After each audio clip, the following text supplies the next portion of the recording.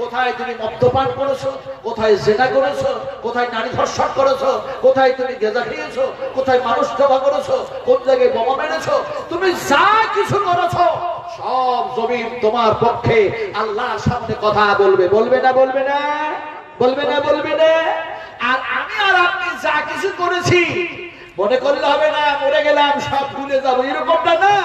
বরং আমি আপনি যখন আল্লাহর হুকুমে জীবিত হয়ে উঠবো, কবর থেকে আল্লাহ পাক উঠাবেন, সে সময় আপনার প্রথম থেকে নিয়ে শেষ কথা সব মনে পড়ে যাবে। সুবহানাল্লাহ। আলিমাত নাফসুম মা قدمت وأخرت يا أيها الإنسان ما غرك بربك الكريم سبحان الله سبحان الله তুমি যা কিছু করেছো তোমার শুরু থেকে নিয়ে শেষ পর্যন্ত সব কথাগুলি মনে এসে যাবে।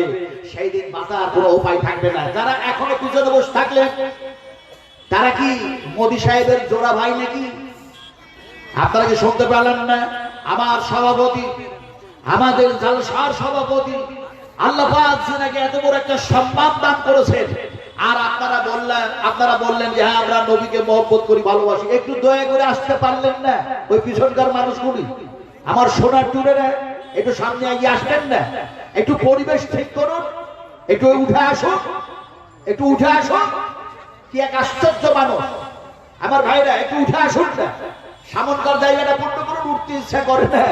আশ্চর্য মানুষ, আশ্চর্য মানুষ। একটু উঠে আসুন না। ওই ছেলেরা যারা বসে আছেন একটু সামনে আসুন, অনুগ্রহ করে কৃপা করে আল্লাহর রহমতের দিকে আসুন, আসুন আসুন।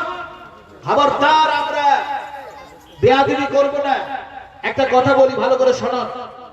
আমরা যদি কোরআনের আলোকে পরিবেশ তৈরি করি, আপনারা বলুন সেই পরিবেশটা ভালো হবে না খারাপ হবে? দয়া করে জবাব দেবেন। যারা বয়োজ্যেষ্ঠ মানুষ আছেন তারাও, আর ইয়ং ছেলেরা, তরুণেরা একটু জোরে কথা বলবে। আব্বাজিরা আমার সোনার টুরেরা, তোমরা আমার ছেলের মতো, তাই বলছি তোমরা আমার আব্বা। কথা বলি রে, যুবকের একটু জোরে কথা বলতে হবে।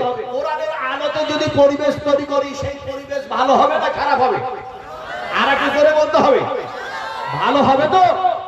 তাহলে এই পরিবেশ যদি ভালো করতে হয়, তাহলে কোরআনের আলো দিয়ে শুধু পরিবেশ ভালো করতে হবে তাই না।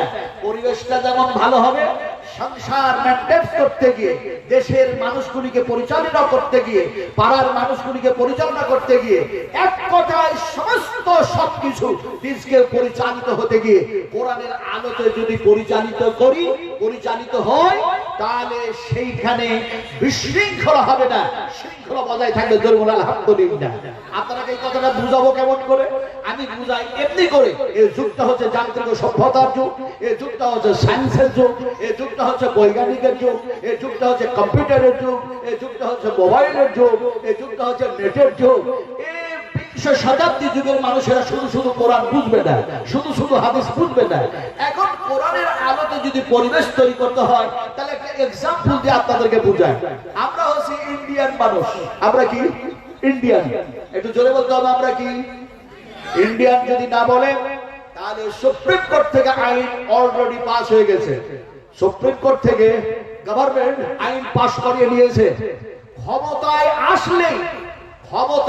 আসলে সে আইনটা ঘোষণা করা হবে এবং বাস্তবায়ন করবে তারা। কি আইনটা পাস করেছে? 20টা আইনের মধ্যে 20টা আইনের মধ্যে 20টাই পাস হয়ে গেছে। তার মধ্যে একটা আইন তারা পাস করেছে যে এই দেশটা, এই ভারত থাকবে না, টাকাতে পয়সাতে বিভিন্ন জায়গায় থাকবে, কিন্তু কাজে কামে খাতা কলমে আমরা কার্যকারী করব। এই দেশটা হবে হিন্দু দেশ, হিন্দু রাষ্ট্র আমরা তৈরি করব। শুধু হিন্দু রাষ্ট্র তৈরি না, হিন্দু রাষ্ট্রের সঙ্গে সঙ্গে আমরা সিলেবাস তৈরি করব। সিলেবাস হচ্ছে প্রথমেই হচ্ছে আমরা মাদ্রাসায় কি পড়াই? কোরআন পড়াই। বক্তব্যে কি পড়াই? কোরআন পড়াই। এমনি করে মাদ্রাসায় ফজরের নামাজের পরে হয় তাফসীরে বাইজাবি পড়ানো হয়, অথবা কোরআন পড়ানো হয়, অথবা দেখা যায় বুখারী শরীফের ক্লাস শুরু হয়ে যায়। ওরা সিলেবাস তৈরি করতে গিয়ে বলছে সর্বপ্রথম এই দেশটা যেমন হিন্দু দেশ হবে, হিন্দু রাষ্ট্র হবে, মাদ্রাসাতে সব কিতাবগুলো থাকবে, মসজিদে সব কিতাবগুলি থাকবে, বক্তব্যে সব কিতাব থাকবে, কোরআন থাকবে, বুখারী শরীফ, মুসলিম শরীফ, আবু দাউদ সব থাকবে। কিন্তু সিলেবাস চালু করতে গিয়ে সর্বপ্রথম মাদ্রাসায় রামায়ণ পড়াতে হবে। আপনারা কি মাদ্রাসায় রামায়ণ পড়াবেন কোরআন বাদ দিয়ে? একটু জোরে কথা বলুন। আপনারা কি রামায়ণ পড়াবেন? একটু জোরে বলতে হবে। রামায়ণ পড়াবেন, কোরআন পড়াবেন না রামায়ণ? কোরআনের পক্ষে যদি আমরা হই তাহলে হাত উঁচু করে দেখাতে হবে। কারা কারা কোরআনের পক্ষে আছে? আরো হাত উঁচু করতে হবে, আরো হাত উঁচু করুন, সিধা করে দিন। বলি নারায়ে তাকবীর, শান ইসলাম, রব ইসলাম, আল কোরআনের আলো। হাত নিচু করুন। হাত উঁচু যারা করলে খুব বিপদে পড়ে গেলে, যদি জিজ্ঞেস হয় হাত আঙুলটা শাহাদাতের উঁচু করলা কেন আকাশের দিকে, এরকম করাটা গেলই বা কেন, তাহলে তো খুব বিপদে পড়ে গেলাম। তাই তো এরকম করলামটা তাহলে কি বিদআত হয়ে গেল নাকি? আমরা কি জাহান্নামে চলে যাব?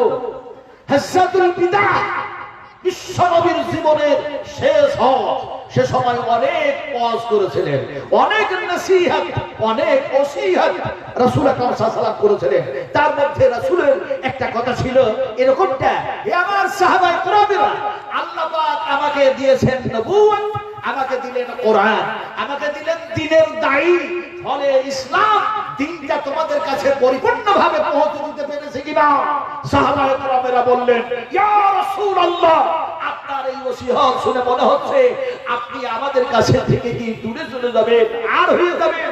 হে রাসূল, আপনি তো এর পূর্বে ধরনের কথা বলেন না। সাহাবায়ে কেরামেরা চোখের পানি ঝরায় বলেন, ইয়া রাসূলুল্লাহ, আল্লাহ পাক আপনাকে যে দ্বীনের দায়িত্ব দিয়ে পাঠিয়েছে, আপনি দিল দিল করে দ্বীন সম্পূর্ণ আমাদের কাছে পৌঁছায় দিয়েছেন। রাসূল আকরাম সাল্লাল্লাহু আলাইহি ওয়াসাল্লাম তিনি শাহাদাতের আঙুলটা আকাশের দিকে উঁচু করলেন। রাসূল নিজের হাত আকাশের দিকে উঁচু করলেন, শাহাদাতের আঙুলটা উঁচু করে বলেন, হে আমার প্রতিপালক, হে আমার রব, হে আমার খালিক, হে আমার মালিক, তুমি সাক্ষী থাকো, তুমি সাক্ষী থাকো, তোমার দ্বীনটা আমি পৌঁছে দিয়েছি তোমার বান্দাদের কাছে, তোমার বান্দীদের কাছে। তা আমার সাহাবায়ে কেরামেরা গবাহ দিয়ে দিল। রাসূল আকরাম সাল্লাল্লাহু আলাইহি ওয়াসাল্লাম তিনি শাহাদাতের আঙুল উঁচু করলেন, আকাশের দিকে হাত উঠালেন। আমরাও যেন তাই হাত উঠাইয়া আমরাও সাক্ষী দিয়েছি, আমরাও কথা বলেছি যে কোরআনুল কারীমের পক্ষে আমরা, যে কোরআন হচ্ছে 30 পারা কোরআন, এই কোরআনটা হচ্ছে বিশ্ব মানবের জন্য যথেষ্টপূর্ণ একটি কিতাব। সুবহানাল্লাহ, সুবহানাল্লাহ বললেন তো ভুল টুল করছেন নাকি? আবার হাত উঠাতে গিয়ে তো আমি একটা দলিল পেশ করলাম, এখন সুবহানাল্লাহ পড়তে গিয়ে কি আপনারা মনে মনে করছেন যে ভুল টুল করছি, এরকম ভাবছেন নাকি? সুবহানাল্লাহ কখন বলতে হয়, কখন পড়তে হয়, যদি একটা একটি করে ঘটনা বলি আমি, তাহলে পরে তো ইনশাআল্লাহ একবারে সুরের সাথে রক্ত হয়ে যাবে। কথা বুঝেন কি? ওই সাবজেক্টের উপরে সুরের সাথে রক্ত হয়ে যাবে। একটা ছোট্ট করে বুঝায়, আপনারা যখন সুবহানাল্লাহ পড়েন, দেখা যায় নামাজ পড়া শেষ হলো, সুবহানাল্লাহ তাসবিহ পড়েন না? পড়েন না? পড়েন না? সালাম ফেরালেন ডান দিকে বাম দিকে, তারপরে দেখা যায় যা কিছু বললেন আল্লাহু আকবার, আস্তাগফিরুল্লাহ, আস্তাগফিরুল্লাহ, আস্তাগফিরুল্লাহ, আল্লাহু আকবার, সালাম ইত্যাদি ইত্যাদি যা আছে, তারপরে দেখা যায় সুবহানাল্লাহ পড়তে লাগলেন। পড়েন না? পড়েন না? এটা কি? এটা কি বললেন আপনি? বলেন এটা কি বললেন? হ্যাঁ, শুধু আন্দাজে বলতাম, শুধু আন্দাজে। সুবহানাল্লাহ যদি তাসবিহ ভেবে নি, জিকির ভেবে নি, আর যেন পড়লাম, কিন্তু আমি যদি এরকমটা আমার মনটা বলে, আমার জ্ঞানটা বলে, আমার বিবেকটা বলে, আমার সেন্সটা বলে, আমার নিয়তটা বলে, আল্লাহ তুমি হলে পবিত্র সমস্ত ত্রুটি থেকে, অন্যায় থেকে, আর আমি তোমার বান্দা, আমি হলাম গুনাহগার, আমি হলাম পাপাচার, ফলে তুমি পবিত্র, তোমার পবিত্রতা বয়ান করতেছি। আল্লাহ আমি গুনাহগার, তুমি আবার গুনাহ মাফ করে দাও। অবশ্যই নিয়তটা যেমন করলেন এমনি করে আপনার আকীদা, আপনার সেন্স, আপনার ধ্যান ধারণা যেমনটা হয়ে গেল। সুবহানাল্লাহ পড়তে গিয়ে চোখের কোণ দিয়ে পানি চলে আসলো। আমি গুনাহগার, আমি গুনাহগার, আল্লাহ তোমার পবিত্রতা বয়ান করতেছি, চোখের কোণ দিয়ে পানি আসলো। সিজদায় চলে গেছেন, সিজদায় চলে গিয়ে আপনি বলছেন সুবহানাকা আল্লাহুম্মা রাব্বানা ওয়া বিহামদিকা বিহামদিকা আল্লাহুম্মা গফিরলি। সিজদায় গিয়ে বলছেন, এ রব্বি কারীম, তুমি পবিত্র, তুমি পাক, আর আমি তোমার বান্দা, তোমার গোলামি করতেছি, তোমাকে সিজদা করতেছি। আমাকে ক্ষমা করো, আমাকে মাফ করো, আমার গুনাহগুলি খণ্ডন করো, আমার গুনাহগুলি মোচন করো, তোমার প্রশংসা করতেছি, ইত্যাদি ইত্যাদি। আপনি এই কথা বলতে গিয়ে আপনার চোখ দিয়ে অশ্রু প্রবাহিত হয়ে গেল। রাসূল আকরাম সাল্লাল্লাহু আলাইহি সাল্লাম সিজদায় পড়ে গেছেন, নবীর চোখ দিয়ে পানি এত বইছে, এত পানি ঝরছে। সাহাবায়ে কেরাম বলছেন, ইয়া রাসূলুল্লাহ, আপনি যখন সিজদায় যান, সিজদা আপনার এত লম্বা হয়, মনে হয় যে আপনি কি দ্বিতীয় সিজদা আর করবেন না, এরকমটা হয়ে যায়। যাক, বুঝতে চাইছিলাম সুবহানাল্লাহ, এইটা যে পড়লাম, এটা কি শুধু ওই হাত গুনা, ওই কি আমল গুনতি করা, এটা কি সেই তাসবিহ আর ওটা কি জিকির? একদিকে গিয়ে দেখা যায় সে শব্দ কোরআনুল কারীমের মধ্যে এসেছে, জোরে বলুন সুবহানাল্লাহ। কোরআনের মধ্যে বললাম না, যেমন কোরআনের মধ্যে এক জায়গায় বলা হয় সুবহানাল্লাযী আসরা বিআবদিহি লাইলাম মিনাল মাসজিদিল হারাম। এখন দেখা যায় বিশ্বনবী মুহাম্মদ রাসূলুল্লাহ সাল্লাল্লাহু আলাইহি ওয়াসাল্লামকে আল্লাহ সুবহানাহু ওয়া তাআলা রাতারাত মিরাজ করেছেন, সাবে মিরাজ করিয়েছেন। এটা আমি আসলে বলতে চাইছি না, তবে আয়াতে শব্দগুলি তেলাওয়াত করলাম এই জন্যই যে সুবহানাল্লাযী, যে আল্লাহ হলেন পাক, যে আল্লাহ হলেন পবিত্র, সেই আল্লাহ সুবহানাহু ওয়া তাআলার কোরআনের আলোতে আমরা পরিবেশ তৈরি করতে চেয়েছি। ফলে আমি আরেকবারও বলবো, আমরা রামায়ণ পড়াবো না, আমরা মহাভারত পড়াবো না, আমরা কোরআন পড়াবো না ইনশাআল্লাহ। এই ইনশাআল্লাহ কি শুধু আমরা মুখ দিয়ে বলছি? এই ইনশাআল্লাহ বললেই তো কোরআন তেলাওয়াত করা হয়ে যায়, জোরে বলুন সুবহানাল্লাহ। ইনশাআল্লাহ বললে কি হয়? কোরআন তেলাওয়াত করা হয়। কোরআনের মধ্যে আছে না ইনশাআল্লাহ? কোরআনের মধ্যে যেমন এক জায়গায় এসেছে এরকম ভাবে ইনশাআল্লাহু মিনাস সাবিরিন فلما أسلم وتله للجبين وناديناه أن يا إبراهيم। কি কথা আল্লাহ সুবহানাহু ওয়া তাআলা আলোচনা করছেন। আসলে এই আয়াত দিয়ে, এই বাক্য, এই শব্দ, এই সেন্টেন্স গুলি দিয়ে আমি হযরত ইব্রাহিম আর ইসমাঈল আলাইহিস সালামের ওয়াকিয়া বর্ণনা করতে চাইছি না। ইনশাআল্লাহ রাসূলুল্লাহ বললেন, যদি পড়ে নাও, তোমাদের সামনকার কাজটা যতই জটিল হোক, কঠিন হোক, আল্লাহ পাক সেটা সহজ করে দেবেন, সুবহানাল্লাহ। তো বলছিলাম যে আমরা বলি ইনশাআল্লাহ, কোরআন পড়া বলেন ইনশাআল্লাহ।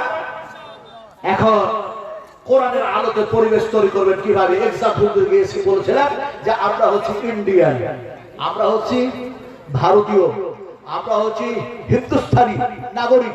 তো আমরা মুড়ি খাই, আমরা ভাত খাই, আমরা আপেল খাই, আঙ্গুর খাই, গোশত খাই, মাছ খাই, আমরা যা খাই তা আমরা এই হাত দিয়ে খাই না কেউ খাইয়ে দেয়? এই হাত দিয়ে খাই না কেউ খাইয়ে দেয়? এই হাত দিয়ে খান। এখন এই হাতটাকে আল্লাহ যদি প্রাণের শীষে পরিণত করেন, তাহলে কেমন করে খাবেন? এই হাতটাকে আল্লাহ পাক প্রাণের শীষে বানিয়ে দিলেন, এই হাতটা মুখের কাছে আসছে না, তাহলে হাত দিয়ে খেতে পারবেন তো? পারবেন? পারবেন না। বলে বা হাত দিয়ে খাবো, বলে বাম হাতটাও প্রাণের শীষে আল্লাহ পরিণত করে দিলেন, তাহলে খেতে পারবেন তো? পারবেন না। তাহলে খাবেন কি করে? আসলে বোঝাতে চাইছি যে কথাটা আমরা বলছি কথাটা ঠিক নয়। কথা তাহলে কোনটা ঠিক? আল্লাহ রাব্বুল আলামিন যেটা বলেন ওটাই ঠিক, রাসূল যেটা বলেন সেটাই ঠিক। আল্লাহ সুবহানাহু ওয়া তাআলা যেন বলছেন, হুয়া ইউতি'মুনি ওয়া ইয়াসকিনু ওয়া ইযা মারিযতু ফাহুয়া ইয়াসফিন। আল্লাহ সুবহানাহু ওয়া তাআলা বলেন, আমি তোমাদের খাবার খাইয়ে দিই, পানি পান করায় দিই। আমি আল্লাহ পানি পান করাই, তোমাদের খাবার খাইয়ে দিই। আর ওয়াইজা মারিযতু ফাহুয়া ইয়াসফিন, আমি আল্লাহ পাক অসুখ দিই, আমি আল্লাহ পাক অসুখ ভালো করি। এবার বলুন তো আমাদেরকে কে খাওয়ায়? দেখি বলতে পারেন কি রে? আপনারা যদি কথা না বলেন তাহলে কিন্তু উল্টা কথা বলুন। উল্টা কথা বলতে আমাদের ভারতে একজন চিফ মিনিস্টার, প্রাইম মিনিস্টার আছে, আপনার প্রধানমন্ত্রী কি যেন ভালো না, আপনারা জানেন না? হ্যাঁ, প্রধানমন্ত্রীর নাম কি জানেন না? না আমি ওটা বলবো না, আপনারা যেটা বলছেন ওটা বলবো না। কি বলবো? কেটলি বললাম চাওয়ালা, চাওয়ালা। ওর মাথা যে কত বুদ্ধি জানলেন এই চাওয়ালা। যখন ছোট ছিল ওই ঢবে চা বিক্রি করতে করতে আশপাশের মানুষগুলো বলল চা দাও ভাই। চা চাইলো, বলে চায়ের দাম কত? বলে লোকাল চা তো 3 টাকা দাও। হঠাৎ একটা এক্সপ্রেস গাড়ি এসে প্ল্যাটফর্মে লেগে গেছে। এখন ছুটে গেল কেটলি রেনে ওই লোকাল চা নিয়ে, যেন ছুটে গেল। এখন কম্পার্টমেন্টের দেখা যায় প্যাসেঞ্জারদেরকে চা খাওয়ালো ওই চাটা। বলে চা কি চা? বলে স্পেশাল চা। বলে দাম কত? 5 টাকা। ওই যে লোককে ঠগিয়েছে, কথা বলতেন কি রে, এখন ঠগানোর বুদ্ধিরও মাথাতে আছে। এখন করলোটা কি? এখন দেখা যায় যেগুলো লোকাল ট্রেনটা শব্দটাকে আউট করে দিল, বললো স্পেশাল ট্রেন। কথা বুঝেন কি রে, লোকাল চা খাইয়া স্পেশাল চায়ের দাম নেওয়া অভ্যাস আছে। এখন লোকাল ট্রেন চালায়া এক্সপ্রেসের ভাড়া চালু করেছে না করে নাই? এই করেছে না করে নাই?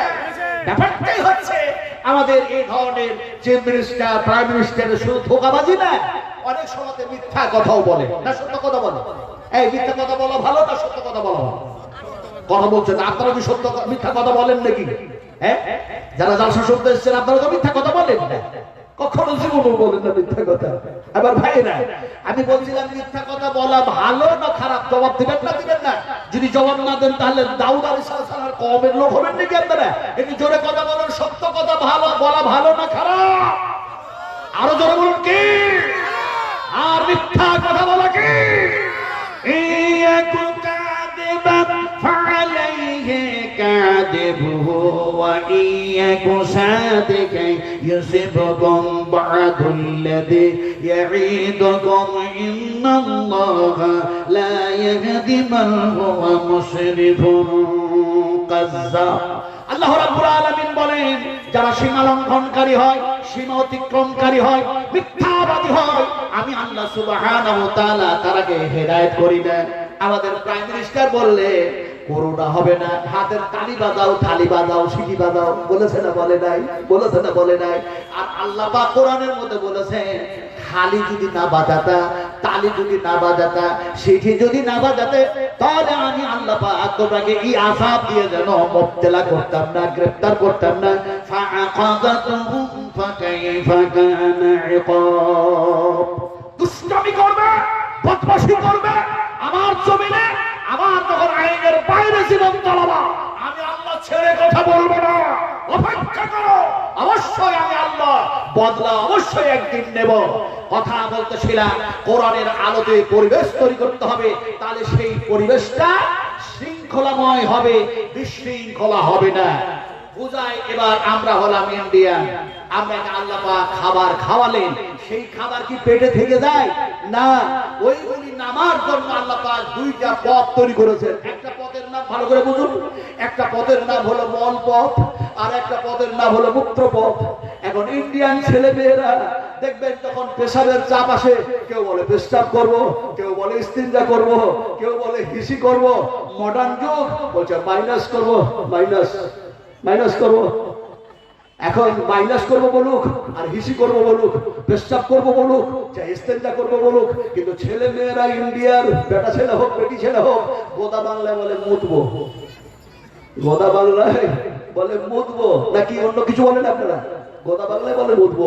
কিন্তু যখন আপনি বাংলাদেশ সফর করবেন, যেমন গত বছর সফর করলাম, এবারও দাওয়াত আছে আলহামদুলিল্লাহ, ক্যালকাটা হয়ে হাকিমপুর বর্ডার হয়ে হাজার হাজার মানে বিএসএফ, দেখা যায় বিশাল যেন ক্যাম্প। আমি সেখানকার চিত্র বলে সময় নষ্ট করতে চাইছি না। এখানে যখন আমি ওখানে পার হলাম, আল্লাহু আকবার, সেখানে যে কত রকমের চেকিং চলছে, কথা বলছেন কি রে? তো যাক, এখন সেখানেও দাওয়াত আছে। ওখানে যখন গেলাম তো দেখি তিনাদের কিন্তু ভাষা ভুষিগুলো একটু ইন্ডিয়া ছাড়া। কেমন? একটা বাড়িতে মেহমান এসছে, মেহমানটাকে দেখা যায় ওই বাড়ির ছোট্ট মতো একটা যে বাচ্চা ছেলে তার মামা, সে বাড়ির মেহমান মুসাফির। এখন দেখা যায় ওই ছেলের আম্মাটা হচ্ছে তার আপন বোন, সেই হিসাবে দেখা যায় সেই ছোট্ট বাচ্চাটার মা ওই মেহমানটাকে খাবার দিয়েছে। খাবার যখন দিয়েছে তখন ওই ছোট্ট বাচ্চাটা 2-3 বছরের ছেলে, তো এখন এই 3 বছরের ছেলেটা দেখা যায় বলছে, মা মা আমি মাতু করব। আমরা বলি মুতবো, আর ওদের ভাষা হচ্ছে মাতু করব। তোর মা কি করেছে পরিবেশ ঠিক করার জন্য, ছেলের আদর কায়দা ঠিক করার জন্য ছেলেটার কানটা ধরে টেসে বলে দিয়ে বলছে দুষ্টু ছেলে বদমাশ করবি কেন? এই সময় খাবার দিয়েছি ভালো, মেহমান খাবার খাচ্ছে আর রাগ কথা বলছিস, বাজে কথা বলছিস। তখন ছেলেটা কাঁদতে কাঁদতে বলছে মা তাহলে আমি কি বলবো, আমাকে শিখিয়ে দাও, আমি কি বলবো আমাকে শিখিয়ে দাও। তখন ওর মা শিখালো যে তোকে যখন মাতু করা লাগবে আর কাউকে যখন ভালো খাবার দিব সেই সময় তুই বলবি আমি গান করব, আমি গান করব, আমি তোর মা, তোর ভাষা বুঝি, তোকে আমি মাতু করিয়ে নিয়ে আসবো। এখন মা যেভাবে ছেলেটার পরিবেশ তৈরি করলো ছেলে সেইভাবে তৈরি হলো। কিছুদিন পর দেখা যায় বিদেশে ছিল বাবা, বিদেশ থেকে বাড়িতে এসছে বাবা, এখন বাবার কাছে ছেলেটা শুয়ে আছে। বাপ কিন্তু জানে না মা কিভাবে ছেলের পরিবেশ তৈরি করেছে। এখন ওই গভীর রাত যখন হয়েছে ছেলেটা ওর আব্বাকে বলছে আব্বু আমি গান করব, আমাকে গান করা লেগেছে। ওর আব্বা জানেই না। এখন দেখা যায় ওর আব্বা বলছে এখন অনেক রাত, এখন ঘুমো, এখন গান করতে হবে না, এখন ঘুমো, এখন নিন যা, এখন আরাম কর, ঘুমা ঘুমা, এখন গান করতে হবে না। বাচ্চা ছেলেরা বলছে না আব্বু আমাকে গান করা লেগেছে, আমি গান করব। এমন সবাই ওর বাপ বিরক্ত হয়ে বলল তোকে যদি গান করতে হয় তাহলে আমার কানে আস্তে আস্তে কর। বোতামটা খুলে দিয়ে নলটা ভরে দিয়ে মুখতে শুরু করে দিয়েছে। ওর বাপ বলছে আরে বেয়াদব নালায়েক, তুই যদি বলতিস আমি যে মাতু করবো তোকে পেশাব করে নিয়ে আসতে, তুই গান করবো বলে আমার কানে মুতলি। বিশৃঙ্খলা হলো। ব্যাপারটা হচ্ছে কোরআনের আলো দিয়ে যদি জীবন তৈরি করা যায়, কোরআনের আলো দিয়ে যদি পরিবেশ তৈরি করা যায়, প্রতিটি কম, প্রতিটি জাতি, প্রতিটি মানুষ তারা কি হবে শৃঙ্খলার মধ্যে থাকবে। বিশৃঙ্খলা থেকে আল্লাহ হেফাজত করবে। এর জন্য এসছে কোরআন। এর জন্য কি হয়েছে? কোরআন এসছে। এই কোরআনটা হচ্ছে 30 পারা। এখন কোরআনটাকে শুরু করুন। কোরআনটা খুললে প্রথমে কি পেয়ে গেলে? প্রথমে যেন পাওয়া যাচ্ছে, কি পাওয়া যাচ্ছে? বিসমিল্লাহির রহমানির রহিম। বা দিয়ে শুরু হয়ে গেল। কোরআনটাকে যখন এবার শেষ করতে যাচ্ছে দেখা যায় মিনাল জিন্নাতি ওয়ান নাস, সিন দিয়ে যেন শেষ হয়ে গেল। এবার বা আর সিনকে যদি যুক্ত করা হয় তাহলে শব্দটা হবে বাস। আর বাস মানে হলো যথেষ্ট। আল্লাহ বলতে চাইলেন 30 পারা কোরআন বিশ্ব মানবের কল্যাণের জন্য যথেষ্ট হয়ে গেল। সুবহানাল্লাহ বলে, এটা ধরুন সুবহানাল্লাহ। বিশ্ব মানবের জন্য এই কোরআন যেন যথেষ্ট হয়ে গেল, পরিপূর্ণ হয়ে গেল। আর রামায়ণের প্রয়োজন নাই, আর মহাভারতের প্রয়োজন নাই। আর যেন দেখা যায় দিনকে কমপ্লিট করার জন্য, মানুষের জীবন সুন্দর বানাবার জন্য, ইহকাল পরকাল মঙ্গল করার জন্য, আখলাক চরিত্র যেন ঠিক করার জন্য, তাহজিব ও তামাদ্দুন ঠিক করার জন্য এই কোরআনটাই যেন সাফিসিয়েন্ট হয়ে গেল। এবার বিসমিল্লাহর পরে কি শুরু করলেন? আমি খুব মুক্তাসার আলোচনা করছি, যেহেতু আমার হাতে অত সময় নাই। আমার পরে খুব তাড়াতাড়ি বক্তা এসে যাবেন, আলহামদুলিল্লাহ সুবহানাল্লাহ। এই জন্য খুব তাড়াতাড়ি করে বলছি, মুক্তাসার সংক্ষিপ্ত আলোচনা। এরপরে শুরু কি হলো? এরপরে শুরু হয়ে গেল আলহামদুলিল্লাহি রাব্বিল আলামিন। সবাই মিলে পড়ি আলহামদুলিল্লাহি রাব্বিল আলামিন।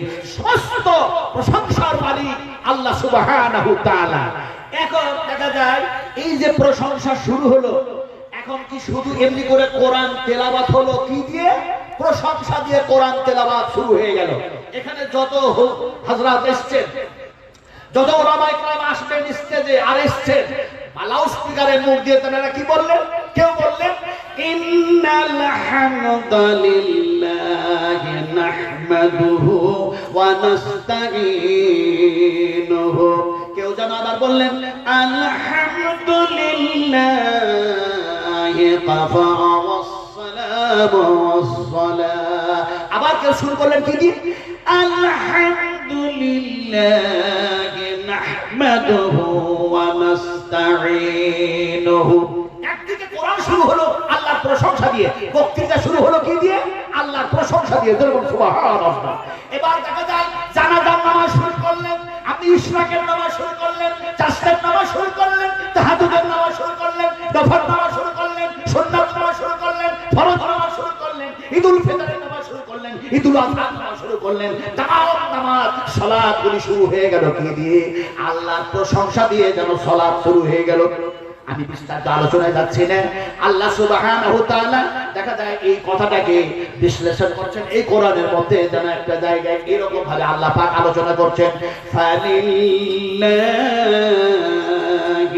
হামদ। আপনারা কি বিরক্ত হচ্ছেন নাকি? আমি এর চাইতে আর ভালো ওয়াজ করতে পারি না। আমার কাছে সবচেয়ে প্রিয়তম ওয়াজ হচ্ছে আমার কোরআন, বিশ্বনবী মুহাম্মদ রাসূলুল্লাহ সাল্লাল্লাহু আলাইহি সাল্লামের হাদিস। আজকে এত ঝামেলা কেন? ওরা ছেড়েছি রাসূলকে, ওরা ছেড়েছি কোরআনকে, যার জন্য তো এত শান্তি। আজকে সুন্নাত নেই বলে, সুন্নাতকে ছেড়ে দিয়েছি বলে, সুন্নাতকে ত্যাগ করেছি বলে, সুন্নাতের তর্ক করি নাই বলে আজকে বেদাতি কাজ চালু হওয়ার সুযোগ পেয়েছে। রাসূল আকরাম সাল্লাল্লাহু আলাইহি সাল্লাম তিনি বলেছেন, যখন আমার সুন্নাতকে ছেড়ে দেব, সুন্নাতের ইত্তেবা করব না, আমি রাসূলের ইত্তেবা করব না, তখন দেখা যায় সেই সময় বেদাতি কাজ করি মাথা উঁচু করে দাঁড়াবে। প্রমাণ লাগে বা অনুসন্ধাতি আল্লাহ সাবেননি রাসূল আকরাম সাল্লাল্লাহু আলাইহি সাল্লাম যার কারণে বলেছে, যেমন বলেছেন যে তোমরা যখন আমার সুন্নাত ছেড়ে দেবে আমার উম্মত থেকে বাইরে হয়ে যাবে, উম্মতই থাকবে না। আমার ভাইরা কথাটা বলতেছিলাম কি, আল্লাহ সুবহানাহু ওয়া তাআলা এই কথাটাকে কোরআনের মধ্যে সুন্দর করে সাজায়া মানুষকে বুঝাতে চাইছেন, বান্দা বান্দীদের বুঝাতে চাইছেন, ফালিল্লাহিল হামদ। আমি এই কথা দিয়ে বলছি, এতক্ষণ ধরে ওয়াজ করছি, আপনারা কি বিরক্ত হচ্ছেন? আমি এই কথাটা কেন জিজ্ঞেস করলাম? মুঝে মঞ্জুর নেই है कि मैं तेरी शिकायत करूं, मुझे मंजूर नहीं है कि मैं तेरे शिकायत करूं, बात है सब बात निकल आती है तो मैं क्या करूं। কুলের কথা খুলে বলার ইচ্ছে করে না, একটি কথা বলতে গিয়ে আরেকটি কথা মনে পড়ে যাচ্ছে, রিমোট নিয়ে জিভে কন্ট্রোল করতে পারছি না। আবার ভাইরা 12 রবিউল আউয়াল মাসে কলকাতায় বক্তব্য রাখছি আপনার চীনা পার্কে, একেবারে কলকাতার একেবারে ভিতরে প্রপার টাউনের মধ্যে, একেবারে পশ্চিমবঙ্গের সিটি জায়গায়, একবারে ভিড়ভাড় জায়গায়, তারপর সেখানে আছে পাশে থানা, ওখানে ওয়াজ সেদিন আমি করছিলাম, কোরআনুল কারীমের উপরে একটা আয়াতের ওয়াজ করছিলেন যে তোমরা যদি ইনশাআল্লাহ পড়ে নাও তাহলে আল্লাহ সুবহানাহু ওয়া তাআলা তোমাদের জটিল কাজটাকে সহজ করবে। এখন দেখা যায় যেমন হযরতে মুসা আলাইহিস সালাতু সালামের কওমেরা জিজ্ঞেস করলো এই হত্যাকারীকে এখন গরু জমা করব কেমন, সিং হবে কেমন, রং হবে কেমন, কত বয়সের হবে, ইত্যাদি ইত্যাদি যতবার প্রশ্ন করেছে তত বিপদের সম্মুখীন হয়েছে। কোরআনের মধ্যে আল্লাহ পাক বলেছেন যারা ইনশাআল্লাহ যদি না পড়তো কিয়ামত হয়ে গেল, সেই আর গাভী সেই গরু আর খুঁজে পেত না। কথা ঠিক না বেঠিক বলুন? তাদের জন্য এত জটিল ছিল, কঠিন ছিল। আমি কি সেই ইয়াজুজ মাজুজের কথা বলবো? তারা যদি ইনশাআল্লাহ পড়বে প্রাচীর ভেঙে বাইরে আসবে, রাসূল আকরাম সাল্লাল্লাহু আলাইহি ওয়াসাল্লাম বলেছেন। আমি কি সেই কথা আজকে বলবো? আমি সেই দিন আলোচনা করছিলাম, তো দেখা যায় ওই চীনা পার্কে নিউ টাউন রাজারহাটে আপনার থানার যেন বড় বাবু, তিনার নাম হচ্ছে আব্দুল গফফার, মুসলমান। সেখানকার মুসলমানরা আমাকে বলল, সাহেব এখানকার বড় বাবু যদিও মুসলমান কিন্তু মুসলমানের বিরুদ্ধে কাজ করে, মুসলমানের পক্ষে কাজ করে না। আমি দেখলাম তাহলে পারে এই পুলিশ অফিসারটা খুব একটা ভালো লোকের মতো মানুষ না। এখন তাদের কথা শুনে দেখলাম একজন না একাধিক ভাবে অনেক মানুষ আমাকে বলেছে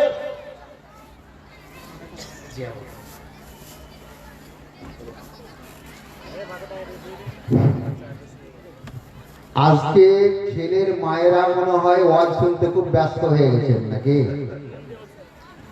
যদি অবিবাহিতা মেয়ে হতো তাহলে ভাবতাম যে হয়তো কিছু গন্ডগোল করছে, কিন্তু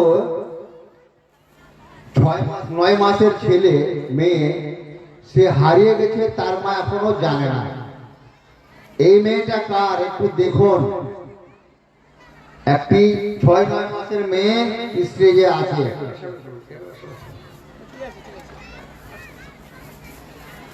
আলহামদুলিল্লাহ। আমার মায়েরা দেখুন, আমাদের শেখ কথা বলছেন, খুব শুনতে আমার খুব ভালো লাগছে। সবচেয়ে ভালো এটা লাগছে যে আপনাদের যে একটা সহানুভূতি, সহযোগিতা করা, সন্তান হারিয়ে গেছে এই যে অ্যানাউন্স করে আপনাদেরকে অবগত করিয়ে দেওয়া, এটা একটা বিরাট কিন্তু সহযোগিতা করা। ফলে আমার মা বোনেরাকে বলবো যে আপনারা সন্তান সন্ততির প্রতি লক্ষ্য রাখুন, আপনাদের শরীরের প্রতি লক্ষ্য রাখুন। আল্লাহ সুবহানাহু ওয়া তাআলা আপনাদেরকে সেই সুমতি যাতে দান করে। জরুর আল্লাহুম্মা আমিন। ছেলেটাকে নিয়ে যান। আলোচনা কি করছিলেন? এখন সেই আব্দুল গফফার সাহেব উনি বললেন যে আচ্ছা হুজুর আপনি যে বলছেন যে এই কোরআন ইনশাআল্লাহ পড়লে জটিল কাজটা আল্লাহ সহজ করে দিবেন, তো আমাদের সবচেয়ে জটিল কাজ হচ্ছে আসামি ধরা, চোর ধরা। তো ইনশাআল্লাহ যদি পড়ি তাহলে কি আমাদের সেই আসামি ধরার কাজটা সহজ হবে? আমি বললাম হ্যাঁ, আল্লাহ সহজ করে দিবেন, তবে শর্ত। কি শর্ত? আপনারা যদি ঘুষ না নেন, পুলিশেরা তো ঘুষ নেই না নাকি? একটু কথা বলুন, পুলিশেরা ঘুষ খাইতে। তো আব্দুল গাফফার সাহেবকে বললেন যে আপনি যদি ঘুষ না নেন আর মিথ্যা কথা যদি না বলেন, এরকম ভাবে বলতে বলতে উনি বললেন আমি যদি ঘুষ নাই বানি, মিথ্যা কথা যদি নাই বানি, তাহলে কি আসামি ধরা সহজ হবে? আমি বললাম আল্লাহ সহজ করে দেবেন। উনি বললেন কি পদ্ধতিতে? আমি বললাম ছোট্ট করে আপনাকে শোনাই, পদ্ধতি অনেক আছে, একটা ঘটনা শোনো। রাসূল করিম সাল্লাল্লাহু আলাইহি সাল্লাম, সেই হাদিস বিশ্বাস করুন, আমি ওনাকে শোনাচ্ছি। রাসূল করিম সাল্লাল্লাহু আলাইহি সাল্লাম হযরত আবু হুরায়রাকে বললেন, আবু হুরায়রার ভালো নাম ছিল আব্দুর রহমান, তাকে বললেন ওই দেখো বাইতুল ফান্ডের মাল রয়েছে না, চোর আসলে চুরি করার জন্য ওখানে যাও, কথা বুঝলেন কি নে? চোর আসলো, খুব সংক্ষিপ্ত আলোচনা। চোর আসলো, হযরত আবু হুরায়রা ধরলেন, ছাড়লেন, আবার আসলো, ধরলেন, ছাড়লেন, আবার আসলো, ধরলেন, ছাড়লেন। রাসূল জিজ্ঞেস করলেন এরকমটা কেন? দেখা যায় তিনি বললেন আমাকে এমন কিছু কথা শিখিয়ে দিয়েছে সেই চোর, যার কারণে আমি ছেড়ে দিয়েছি। বলে কি কথা? বলে আল্লাহু লা ইলাহা ইল্লা হুয়াল হাইয়ুল কাইয়্যুম। আল্লাহ হলেন হাই, তিনি হলেন কাইয়্যুম, তিনি হলেন চূড়ান্ত, তিনি হলেন চিরস্থায়ী, তিনি হলেন অক্ষয়, তিনি হলেন অমর, যে আল্লাহ সুবহানাহু ওয়া তাআলা সব করতে পারে। এখন আমি বললাম যদি এই হয় অবস্থা, তাহলে পরে আপনি যদি সেই কোরআনের আলোতে যদি অফিসার তৈরি হন, তাহলে অবশ্যই আপনার চোর ধরাটা আল্লাহ পাক সহজ করে দেবেন। উনি একটু হাসলেন আর বললেন আপনি যে আইন বললেন এই আইন ভারতে চলে না। চিন্তা করুন, এই আইন ভারতে চলে না, এটা আরবে চলে। আচ্ছা বলুন সেই পুলিশ অফিসার কেমন মুসলমান? সে দেখা যায় দুর্বল তার ঈমান, না সবল ঈমান, তার কোরআনের আলোতে জীবন তৈরি হয়েছে, না তারা দুনিয়ার কোন দেখা যায় কৃষ্টি কালচারে তার জীবন তৈরি হয়েছে। আপনারাই সেটা বিচার করুন। কথা বলছে যে সেটা আরবের ব্যাপার, এটা আমাদের ভারতের ব্যাপার নয়। যা কথাটা বলতো সেটা ভারত হোক, চাহে বাংলাদেশ হোক, চাহে পাকিস্তান হোক, পৃথিবীর যে কোনো জায়গা হোক, পৃথিবীর যে কোনো জমিন হোক, হুকুম চলে কার? জোরে কথা বলবেন, হুকুম চলে কার? একটু জোরে কথা বলুন, কার হুকুম চলে? আরো জোরে বলুন।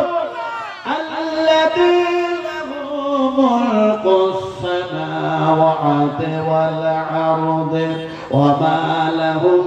আল্লাহ রাব্বুল আলামিন যেন বলেন এমনি করে আমি আকাশের মালিক, জমিনের মালিক, আর হুকুম চলে আমার, আর আমি আল্লাহ ছাড়া তো কারোর সাহায্য চলে না, কারোর মদত যেন চলে না।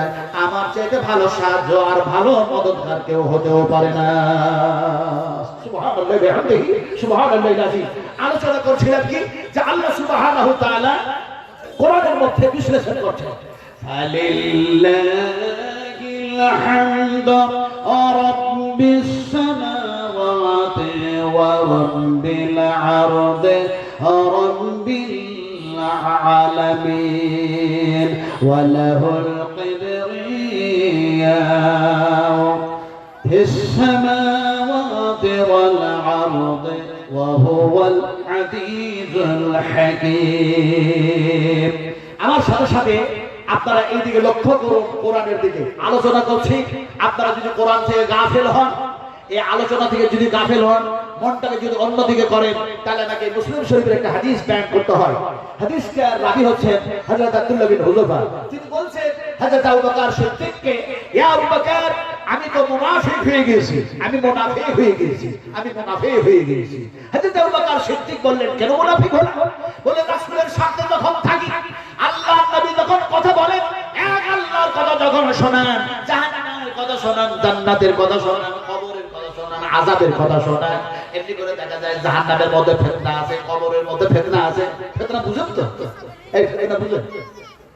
আযাব আছে ঠিক, সাজা আছে ঠিক, এগুলো না হয় জানলাম।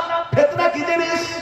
ও কোনটা যে হাদিস বয়ান করব আমার মাথায় গিজগিজ করছে কথাগুলো, একটার পর একটা চলে আসছে। নবী করিম সাল্লাল্লাহু আলাইহি ওয়াসাল্লাম সাহাবা کرام থেকে সঙ্গে করে নিয়ে উমরা হজের জন্য আসছে। রাস্তার ধারে দেখা যায় হঠাৎ নবী থামকে দাঁড়ালেন, লাগলেন কান্না করতে। নবীর কান্না দেখে সাহাবাগণেরাও কাঁদলেন। সাহাবীরা আবার কেউ মনে মনে করেন নবী তো কবর দেখলেই কান্না করে, কবরের মধ্যে তো আযাব হচ্ছে না সাজা হচ্ছে তার ঠিক নাই, নবী যেন কান্না করেন।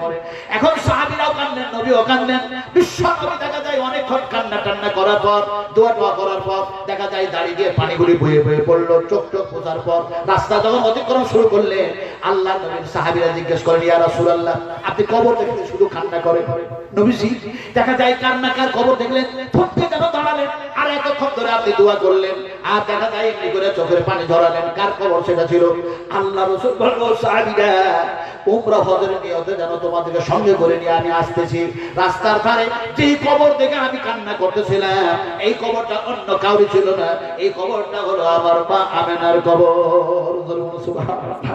বিশ্বনবী মুহাম্মদ রাসূলুল্লাহ সাল্লাল্লাহু আলাইহি সাল্লামের সাহাবী, তাই যেন বলতেছেন নবীর মুখ থেকে যখন সেই কথাগুলি শুনি আমরা কান্না আর কান্না করি, আমাদের মনটা যেন ভেঙে পড়ে।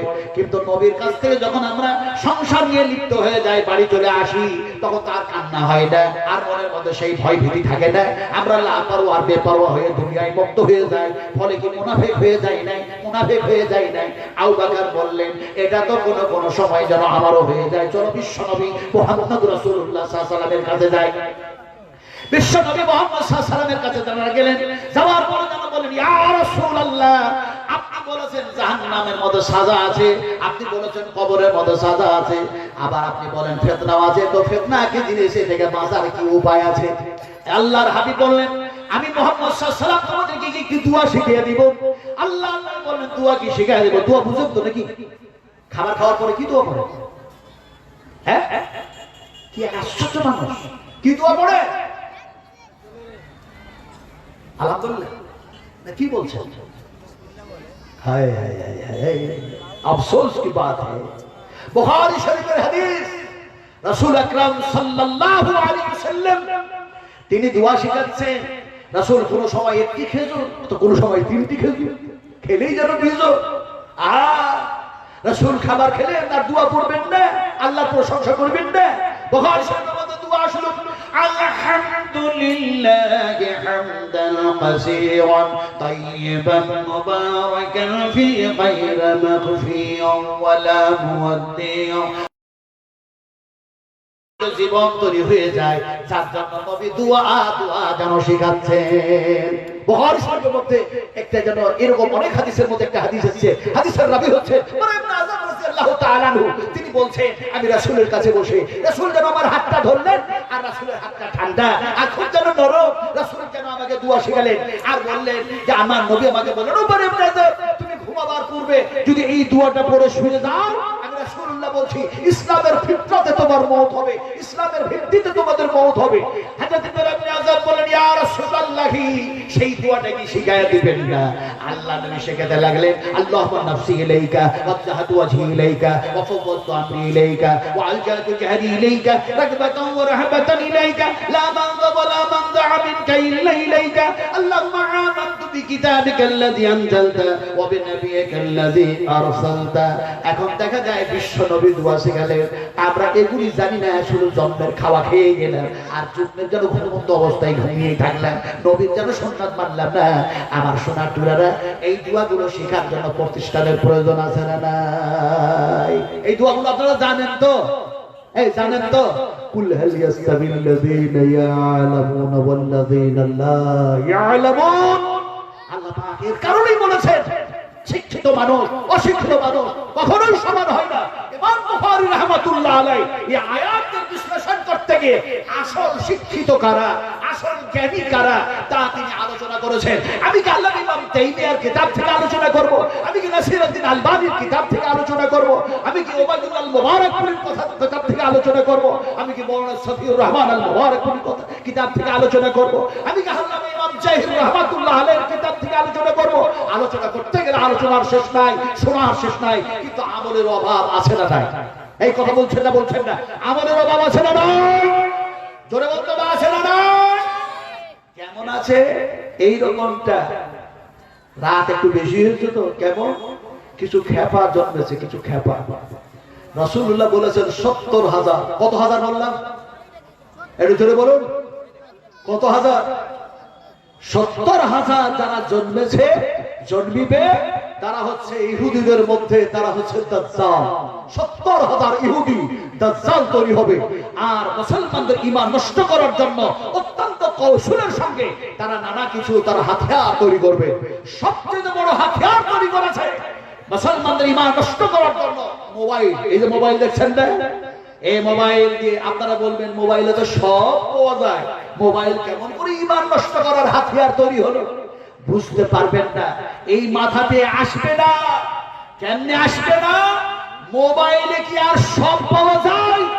যদি মোবাইলে সব পাওয়া যেত, আল্লাহর রাসূল অবশ্যই বলতেন, আমি সেই দিকে না গিয়ে শুধু এতটুকু বলি, আপনাকে সঠিকভাবে ঈমানের পরিচয় দিতে হবে। সব পাওয়া যায় এই কিতাবের মধ্যে। সব পাওয়া যায় কোন কিতাবের মধ্যে? একটু জোরে বলুন। এই কিতাবের মধ্যে, না সব পাওয়া যায় ওই মোবাইলের ভিতরে? আপনি যদি জিজ্ঞেস করেন একটা কিষানগঞ্জ স্টেশনে গিয়ে ওকে বলুন যে স্টেশনটার নাম কম্পিউটারে ইন করা হয়নি, কম্পিউটারে ঢুকানো নাই, সেই কম্পিউটার থেকে একটা টিকিট দিতে বলুন। কি টিকিট? বলে আমাকে হাতিয়া একটা টিকিট দাও। অথচ হাতিয়া সেই স্টেশনটা ইন করা নাই, কম্পিউটারে ঢুকানো নাই। যদি গোটা পৃথিবীর টাকা দেওয়া হয়, গোটা পৃথিবীর বৈজ্ঞানিক আসে, তারপর সেই স্টেশনটার টিকিট কম্পিউটার বাইর করতে পারবে না। ততরূপ মোবাইল যতই উন্নত মানের হোক, সেই মোবাইলের মধ্যে সব কিছু আছে। আমার মতো একজন ইমানদার আল্লাহে, আল্লাহর কসম খেয়ে বলি, মোবাইলের মধ্যে সব কিছু নাই, সব কিছু আছে কোরআনের মধ্যে। তার দলিল কি? আল্লাহ পাক নিজে বলছেন, মুআদ্দিবিয়ানান লিকুল্লি শাই। আল্লাহ পাক বলেন এই কিতাবের মধ্যে আমি আল্লাহ সব কিছু ঢোকায়া দিয়েছি। তারপরে সুবহানাল্লাহ পড়ছেন না? এটা জোরে বলুন সুবহানাল্লাহ। আলোচনা কি করছিলেন? এখন দেখা যায় কিছু খেপার জন্ম হয়েছে, এরকম খেপাদের জন্ম, ঈমান নষ্ট তারা করবে। এখন দেখা যায় খেপা, আপনারা বুঝেন নিশ্চয়ই এলাকার মানুষ, খেপা কয় প্রকারের হয়? এই ভাই, খেপা কয় প্রকারের হয়? অনেক অনেক না না না অনেক না, 2 রকমের খেপা। 2 রকমের খেপা। কেমন করে বুঝাবো? একটা হচ্ছে একেবারে ম্যাট, আর একটা খেপা হচ্ছে